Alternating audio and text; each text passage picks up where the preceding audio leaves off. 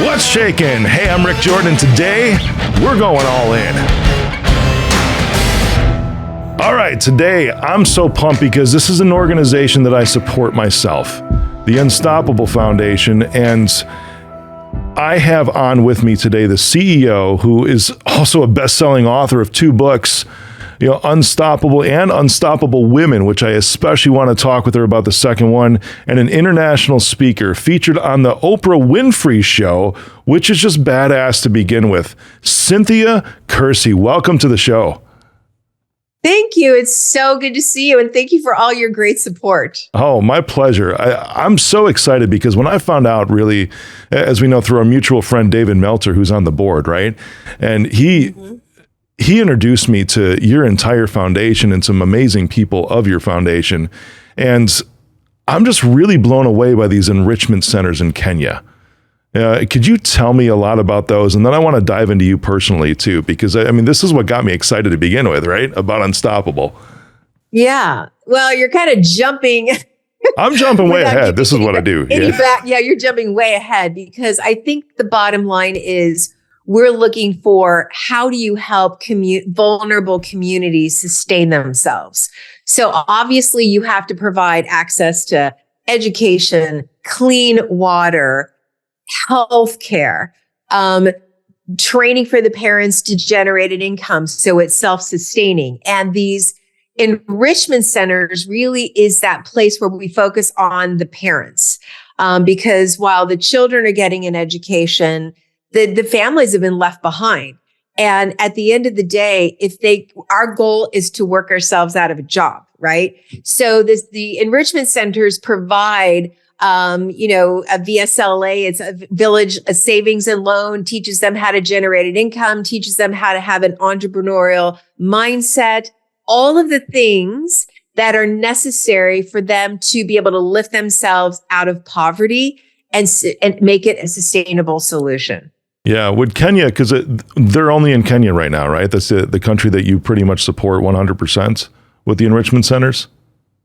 Yeah. Yeah. Yes, and we're working in Kenya. That's awesome. Ironically, what I found out a while back was that in the entrepreneurship category, this was for a period of about 3 months. This show you're on right now is actually number 1 in Kenya, which was so ironic to me. Yeah. It's like, that's awesome. We've got and I started when I met David, and then also hearing about Unstoppable is like, maybe there's something to that, right? Because these enrichment centers, and that's why there was this insane connection.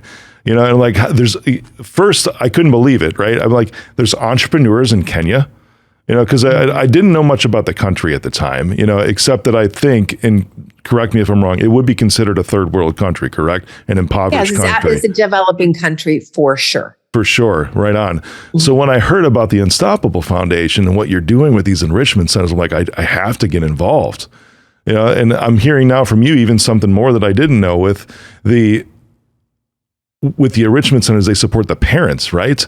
To allow the families to be able to actually make a decent living and break out of that cycle. How did you get involved in this to begin with? Yeah.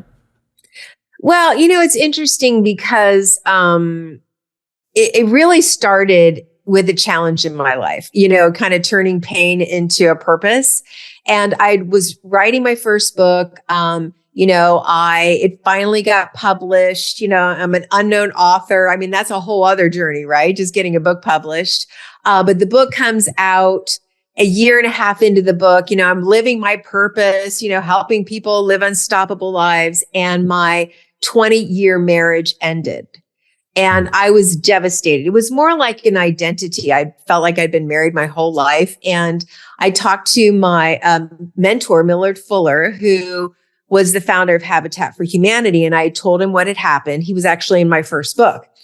And he said, when you have a great pain in your life, you need a greater purpose. Wow.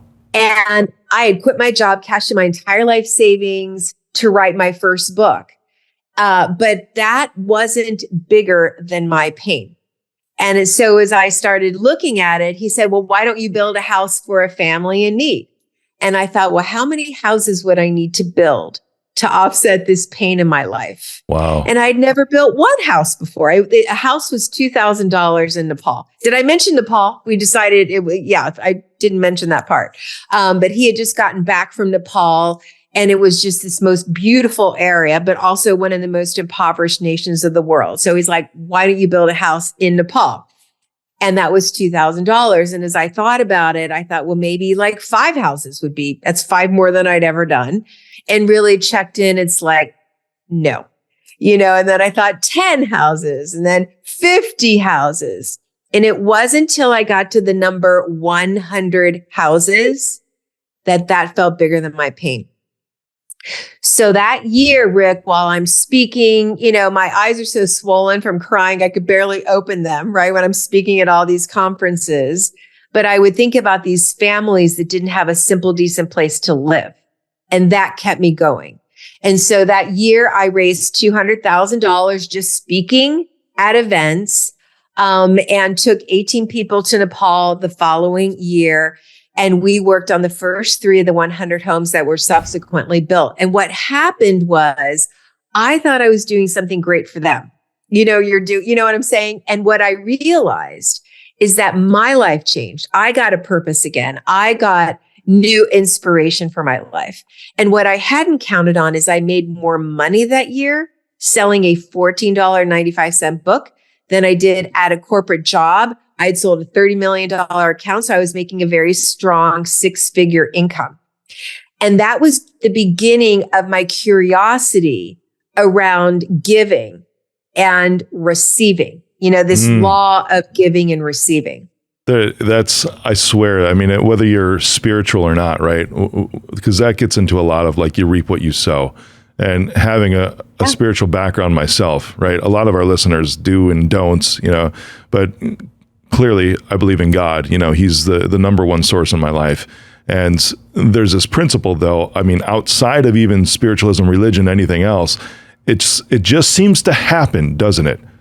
It does. Cynthia, is when you focus on being able to provide the value first, that this just ends up coming up behind it to where your own needs are abundantly taken care of. It's not just slightly, right? It's not just a little bit to where it's like you can skate by. And that's where I think that I'm not going to get on a soapbox about the church in general, but I think that's where the church misses out, is that overall of abundance. It's like, it's not like you're just going to skate by, but because you're diving into giving and having that being your focus, that you gain abundance out of that. And then you can actually give even more out of the overflow of that abundance in your life.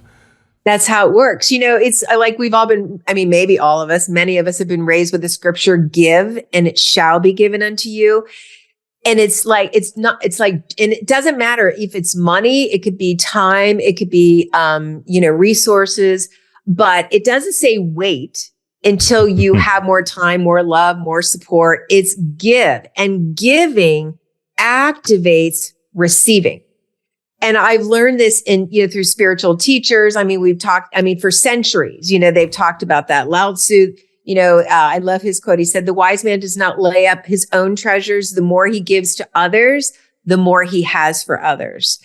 And one of my favorite teachers in this area is Thomas Troward. I don't know if you've read anything about him or from him. No, enlighten me, but he please. wrote a book. He's fantastic. He wrote a book called Hidden Power and really talks about what are the secrets of prosperity. And he said our attention should be directed on the giving rather than the receiving. We should look upon ourselves not as miser's chests to be kept locked up for our own benefit, but as centers of distribution. And the greater we fulfill our function as centers, the greater will be the corresponding inflow.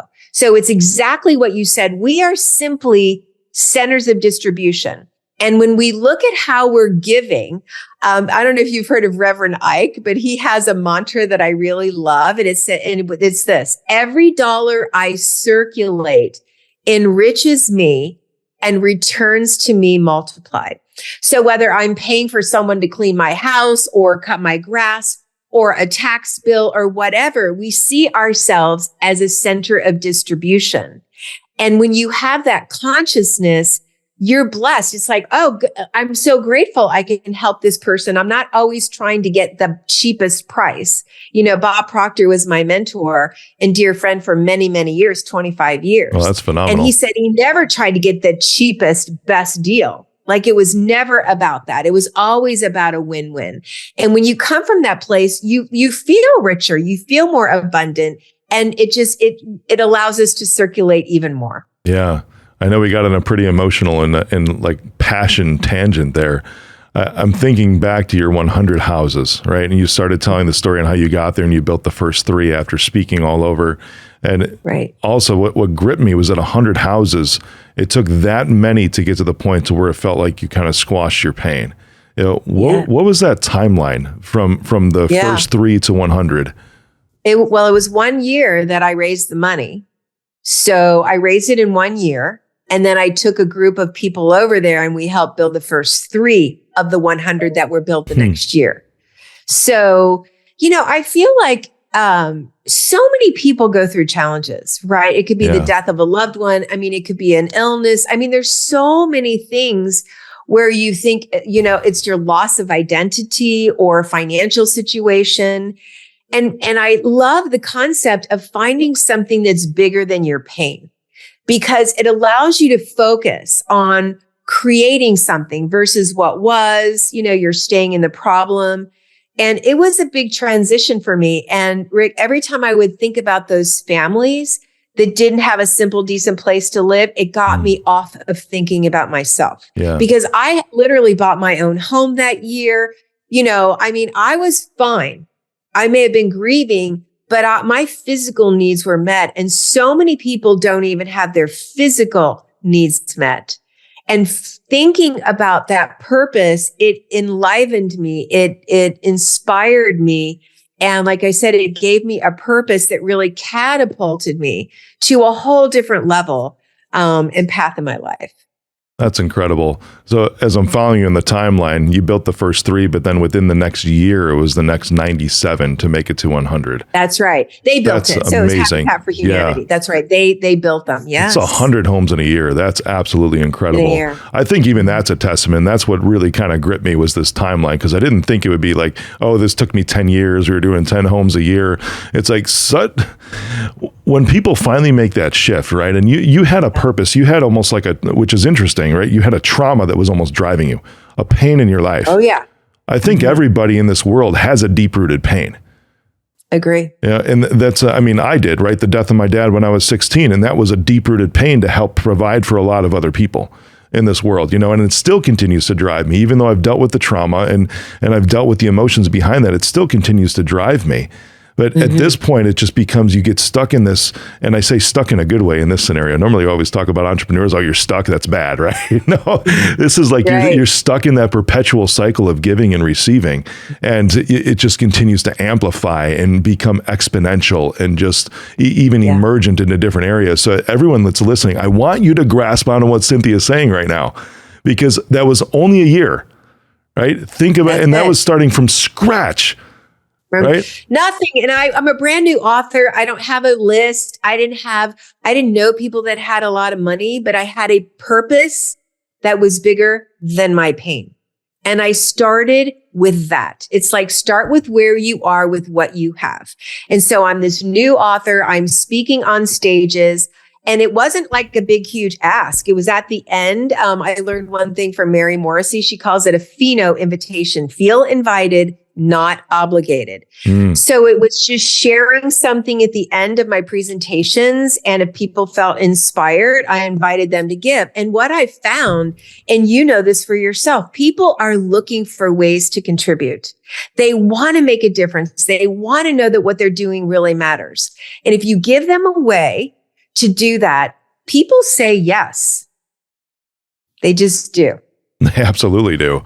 And it's that ask too, right? Because a lot are afraid to even ask. And what I would have loved to see you like in your early years of speaking, but just because oh my gosh, it's something that gives me such fulfillment is when I see like a young speaker or a just blossoming speaker where it's their first couple of times and all of a sudden it's like they have their first response like tangible, palpable response from the people that are in the room. And it's almost shocking, isn't it? I know, because I went through it too. It is. I hear you. And you know what's interesting? What I've learned, because in the beginning, I really thought it was like about me, right? Like it was kind of like I was not taking, but like I'm asking for something. Yeah. And the big shift for me, Rick, was I now understand when I invite people to give, I'm giving them the opportunity to change their life. And the Unstoppable Foundation is simply a vehicle to do that. And I mean that sincerely. So I never get attached to, I feel like I'm an ambassador of giving. So give to us, give to somebody else, but give. If you want your life to be blessed, there is no better way to live than living as the law of circulation, right? A center of distribution. And when you live like that, you have amazing friends. People have said, how do you attract all of these great people? They're all givers. Yeah. I can't outgive my friends. Bob Proctor, Mary Morrissey, they were some of my best friends and I couldn't outgive them. I've tried, but it's just, that's where they come from. And when you start adopting that way of living, you attract people that are just like that. And it's a beautiful way to live. I love this because you're hitting on something that I had going through my head is how you're obviously giving is one of your passions, but you're giving the opportunity for others. And what's cool about this is that you're also a conduit, as you're talking like the Unstoppable Foundation really is that vehicle in your exact words. And in order to become, I've learned this lesson too, in order to become an even bigger giver, like an even greater giver to have that amplify in your life, you actually have to become a greater receiver. That's right. Because absolutely. The resources that you have to be able to give have come from somewhere, someone, something else. And you have to be able, like you're saying, hey, you want to jump on this crazy train with me? I've got a vehicle, but I need your help. I am asking you for help. I am putting myself in the humble position of receiving so that you can also have the opportunity to give. That's brilliant. And it is really important. And it took me a while to realize that to be a good giver, you have to receive. And it's like I'm a center of distribution. Again, going back to that. I love it. I'm giving, I'm receiving, I'm able to give more, I'm able to receive more. And if you stop the receiving, oh no, I'm not worthy. You can't, all of that stuff. It's like, it stops the flow. So I've received many, many things in my life and it's very humbling. And I always graciously receive. That's what Bob says. You generously give, graciously receive. And it's that energetic, right? It just keeps it coming. And the more I get, the more I can give. And it's just the most amazing way to live. That's awesome. You know what else is amazing is that organically our conversation, from your PR team that sent over like the questions and everything, it's like we covered these already just naturally and organic in the conversation. I know, right? So now I want to ask you about your second book that I seen, Unstoppable Women. And I'm going to preface it with this because the podcast, it's great, right? It's top 2% in the world, which I'm grateful for. I told you it was number one in Kenya for a while. I love what I do on the personal brand side. I have a business called Reach Out Technology that's a cybersecurity company that's in the process of going public. And it's a very male-dominated industry, and I try to intentionally place more women in it. Right, because it's just something that I've always felt is that, and a lot of our even level one help desk technicians, right, are 80% female. And I just love the ability for women to be able to lift up really where men are not, right? And this isn't anything about masculinity or whatever, because I think toxic masculinity is a stupid phrase in our society because men have to be masculine, right? In order to have that balance back and forth with everything. Your book, Unstoppable Women, please tell me what that is about. Well, I just focused. So the first book was, stories of perseverance and triumph from people just like you. So it's people who had a goal, a dream, and overcame all of these obstacles to achieve that dream. And I personally think those kinds of stories are more inspiring because it's all about the overcoming. And what I've learned is to be an unstoppable person or woman, which we'll talk about in a second, is it's like you have this dream and you're not willing to let somebody else, your circumstance, or yourself stop you from doing something that's important. And every time you take a step forward, you create an unstoppable moment. And to live an unstoppable life, to be an unstoppable woman or man, is creating a series of these moments. So I wrote Unstoppable Women because the first book was like, how do you find your purpose? How do you find like the 7 qualities of an unstoppable person? But then I did this unstoppable challenge. It's like, okay, now I know I want to write a book. How do I do that? And I broke it down into, basic every single day. What is that action step you're going to take every day? And the reason that I did women, it's funny, I wrote my first book 25 years ago. Oh, wow. And 25 years ago, I had to really look for stories about women. It was mostly about men. And then I wrote Unstoppable Women in 2005. So that's about a little more than little less than 20 years ago. But there were more stories around women. And what I can say about women is that women need the encouragement. I'm not saying men don't either, but women need the encouragement. And when you look at what women do in the world, when you go to Kenya, Rick, and you see these I went to this conference. That's what got me interested in Kenya. And I was invited to this conference in rural Kenya. And the only thing that I knew about it was that women were coming to share their stories. And for some reason, I thought I need to be there. And I go over there and there are women who, like they are looking for solutions. And we have never had the terror of how do I find the next meal for my child? And I'm not going to eat. How many days can I go without food before, we're out of food for the kids as well? So when it's like, how do their children would get malaria and die from malaria from the price of a cup of coffee could help solve it and treat it. And it's like, and again, it's like they are the strongest women I've ever seen. What it takes to live and to take care of your family is like so much more challenging than anything that I've ever experienced. And what I found is when you support women, especially in developing countries, support 80%. When they make money, almost 80% of that goes back to the family. Wow. When men make money, very small percentage, and it's across the board. It's not a stereotype.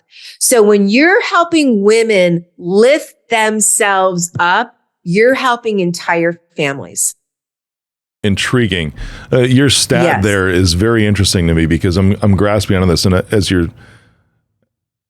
saying it, the thought goes through my head. It's like women's income, is it still typically considered supplemental in most families?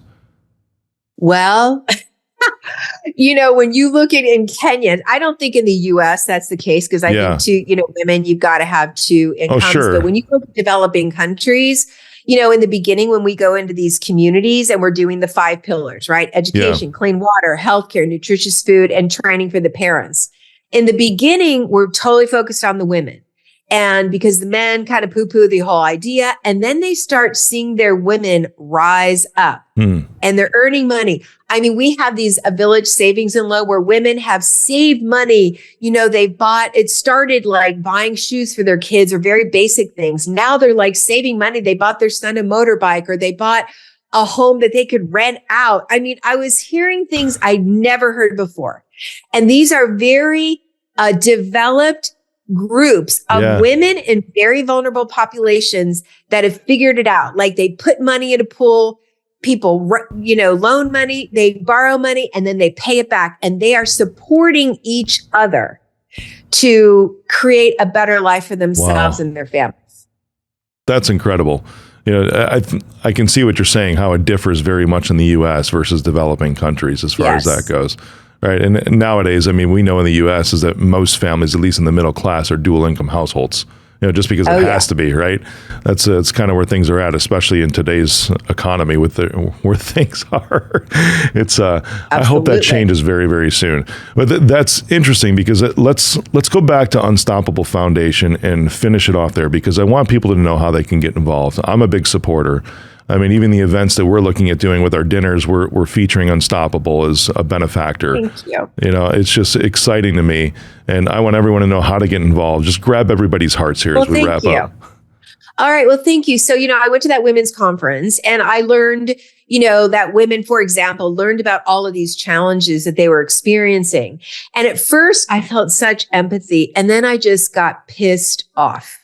It's like, how is it okay that just by virtue of where you're born, women are dealing with these? Their children are dying. The girls are fetching water. The girls are staying home. They can't get an education. It's like this cycle of poverty continues.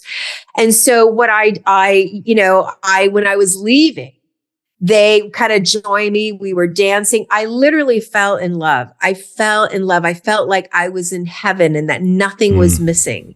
And as we were leaving, they started chanting. And I said to the interpreter, what are they saying? And she said, they're saying, please don't forget us. Yeah.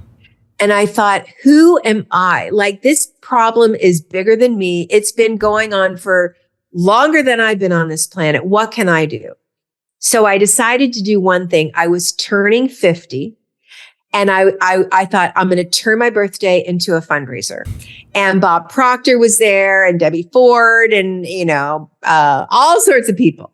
And we came together at a restaurant, kind of like what you're doing with your events.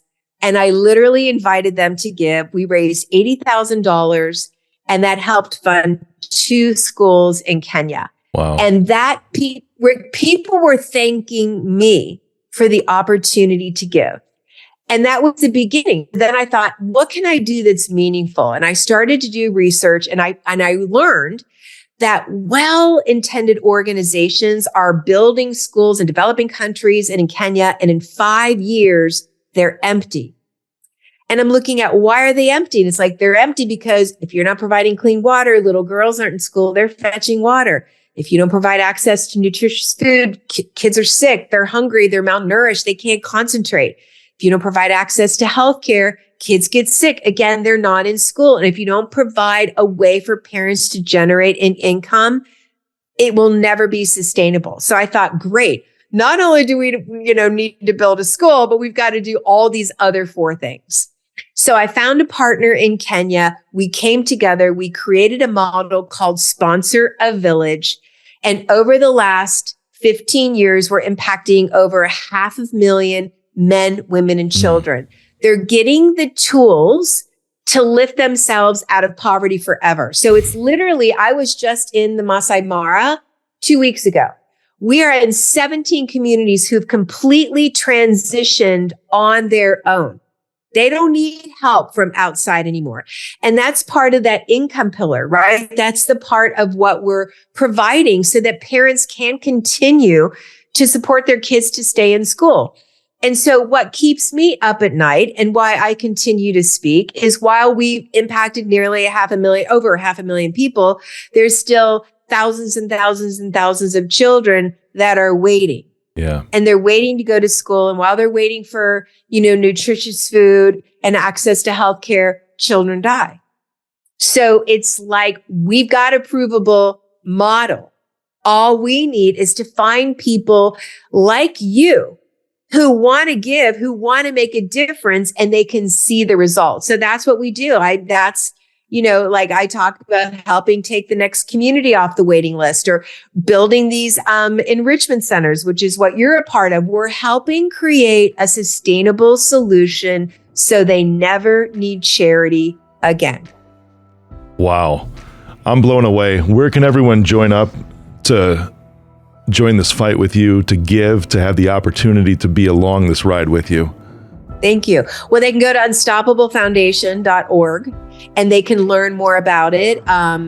They can certainly email me, Cynthia@unstoppablefoundation.org. People like you have events. There's so many ways that you can help, and you don't have to do it yourself. Like, I wasn't like a multimillionaire, but I used my voice. I used my platform, and I've raised, millions and millions of dollars. So everybody can do something. And if we all, when you think about there's 56 million children around the world that still don't have access to an education, it is a solvable problem. if enough people come together and do just a little bit.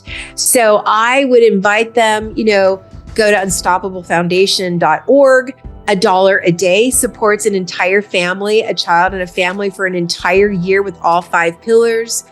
Certainly you can invite them to come to your events, email me. But I feel like as you look to how can I give, everybody has something to give that is meaningful. And as you give, I love this scripture. I love it. It's like, as I give, the promise is, see if I will not open up the heavens, the gates of heaven, and pour upon you such a blessing you cannot even contain it. That's the promise. When we give, our life changes and the lives we touch change. It's incredible. It's not even just a spiritual law, it's a natural law. Cynthia, the natural law. That's right. From pain to purpose. I absolutely love it. You're amazing. Thank you for coming on, sharing your heart with everybody. And even more so, thanks for going all in. Thank you. I appreciate it. And you too. Thank you for being on this journey with me. I so appreciate you and your voice and your stand. My pleasure.